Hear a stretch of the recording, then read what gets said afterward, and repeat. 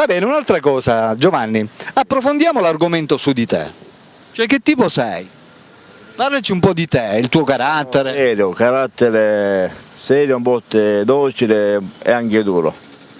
Bisogna essere seri, determinati, decisi per affrontare l'ostacolo. Esatto. Le tue zone erogene quali sono? Le mie zone erogene, ma Trapani, Rione Palma, poi più diverse zone che io conosco qua, di normale mi conoscono tutti, anche a San Vito ovviamente mi conoscono tutti. Hai diverse zone erogene o ne hai una sola? Ne ho una sola, E sarebbe? quella di questa città, cioè Esatto. Trapani.